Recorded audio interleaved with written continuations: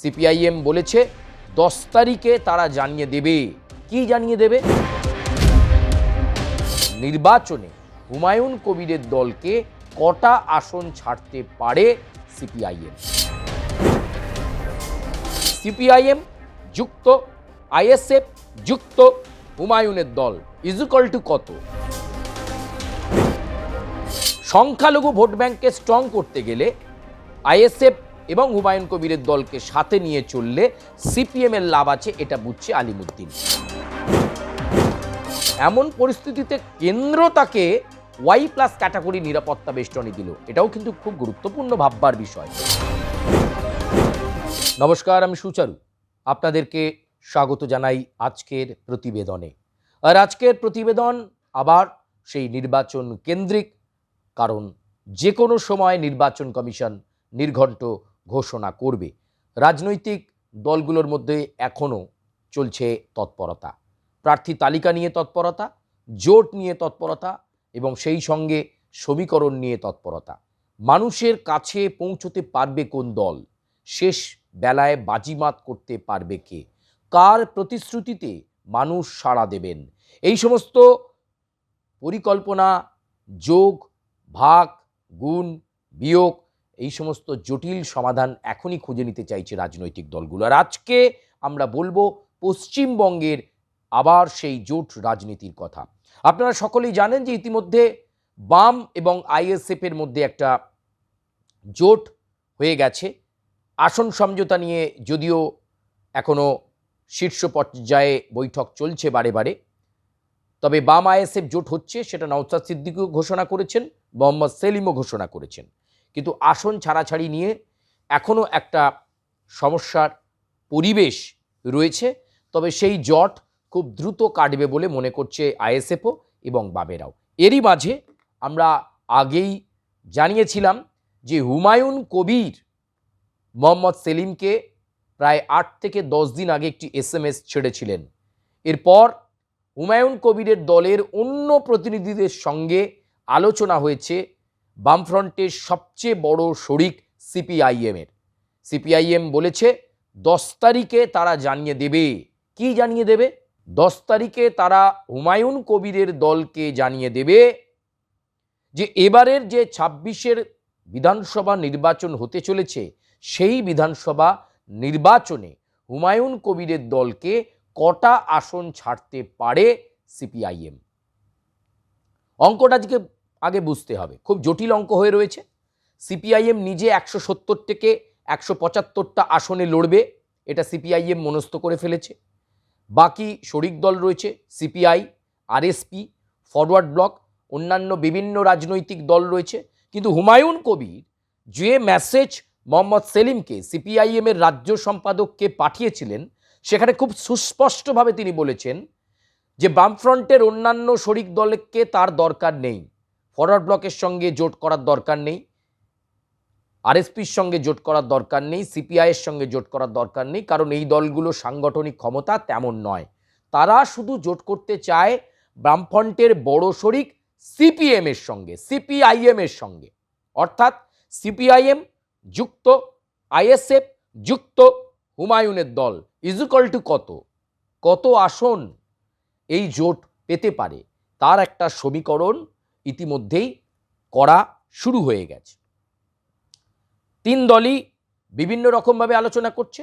নওশাদ সিদ্দিকীও চাইছেন যে হুমায়ুন কবিরের দল সিপিএম এর সঙ্গে জোট করে প্রকারান্তরে বামেদের সঙ্গেই পথে হাঁটুক, কারণ তৃণমূল কংগ্রেসের বিরুদ্ধে, শাসক দলের বিরুদ্ধে সংখ্যালঘু ভোট ব্যাংককে স্ট্রং করতে গেলে আইএসএফ এবং হুমায়ুন কবিরের দলকে সাথে নিয়ে চললে সিপিএম এর লাভ আছে, এটা বুঝছে আলিমুদ্দিন।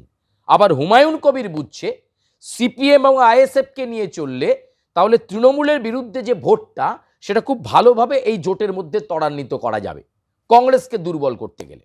এমন একটা ইকুয়েশনে, এমন একটা জটিল পরিস্থিতির মধ্যে সিপিআইএম জানিয়ে দিয়েছে 10ই মার্চ তারা হুমায়ুন কবিরকে জানিয়ে দেবে কটা আসন তারা ছাড়তে পারছে। তবে আলিমুদ্দিন সূত্রের খবর, খুব বেশি দাবি হুমায়ুন কবিরের দল করছে না। ওই 15টা আসনে সিপিআইএম তাদেরকে ছাড় দিলেই হবে। সিপিআইএম এবং আইএসএফ এর সমর্থন নিয়ে হুমায়ুন কবিরের প্রার্থীরা দাঁড়িয়ে পড়বেন ওই 15টা আসনে। শুধু সমর্থন দরকার সিপিএম এবং আইএসএফের, একদম স্পেসিফাই করে হুমায়ুন কবির বলছেন। আপনারা সকলেই জানেন ইতিমধ্যে আবার তিনি কেন্দ্রীয় নিরাপত্তা বেষ্টনী পেয়েছেন, Y+ ক্যাটাগরির নিরাপত্তা। কেন্দ্রীয় বাহিনীর জওয়ান প্রায় 12 জন কর্ডন করে থাকবেন হুমায়ুন কবিরকে নিয়ে, কারণ তিনি বলেছিলেন যে প্রচুর হুমকি আসছে, তার জীবন সংশয়ের মধ্যে রয়েছে। এমন পরিস্থিতিতে কেন্দ্র তাকে Y+ ক্যাটাগরি নিরাপত্তা বেষ্টনী দিল। এটাও কিন্তু খুব গুরুত্বপূর্ণ ভাববার বিষয়। হুমায়ুন কবিরকে কেন্দ্রীয় নিরাপত্তা দেয়া হলো Y+ ক্যাটাগরি। এমন একটা পরিস্থিতিতে হুমায়ুন কবির যেখানে বলছেন যে 10ই মার্চ 182টা আসনে তিনি প্রার্থী ঘোষণা করবেন, এমন একটা পরিস্থিতি রয়েছে। 44টা আসনে নিজেদের প্রার্থী ধরে রেখেছে আইএসএফ, 170 থেকে 175টা আসনকে ধরে রেখেছে সিপিআইএম।